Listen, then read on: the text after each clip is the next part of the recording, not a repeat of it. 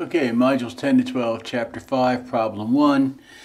Let's go through and take a look at this and identify the significant facts. This company has an all-day ticket, can be purchased for $70. So that would simply be debit to cash, credit ticket revenue.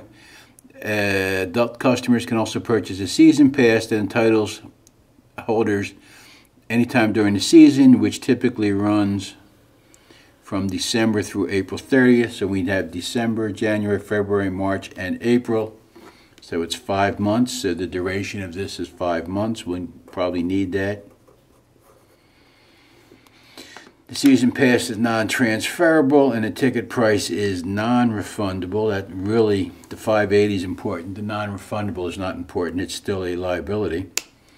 And they assume that the pass holders will use their passes on a regular basis throughout the season. So the company's fiscal year ends December 31st. When should Alpine recognize the revenue from the sale of its season?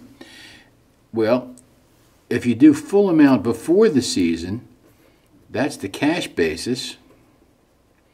FASB calls that an error. Full amount after the season, that's called stupid. So what they should probably do is take the $580, divide by 5. They should recognize $116 per month for the student, for the season. Okay? So equally throughout the season, that would be the correct and the reasonable answer when you think about it. Okay, so the next question asks us to do the appropriate journal entries that they would record on November 6th and December 31st. So November 6th, that's when this lad buys it, okay? So the ski resort would debit cash, $580, credit unearned revenue, $580. Now at the end of December, okay, let's see, use the appropriate journal entries on November 6th and December 31st. Well, December 31st, he's used up all of November and all of December. He has January, February, March, and April left, right? The season runs December 1st through April 30th. So he bought it in November, so there's nothing in November. Presumably, the slopes aren't open. Then he has to recognize the December, so that's just an adjusting entry like we've done a gajillion times. So let's see, this is part 1. And this is part 2, and the other part of part 2 is December 31st.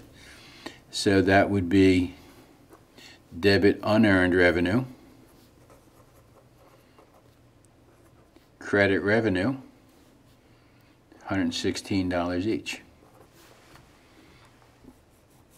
And then the last part it says is what will be included in the 2013 income statement. The 116 will be all that's in the income statement, and the balance sheet will have unearned revenue of 580 minus 116, so 464. So here's what it looks like without having my scribble all over it. The first, we have the recognizing the unearned revenue. Then we've recognized 1 month,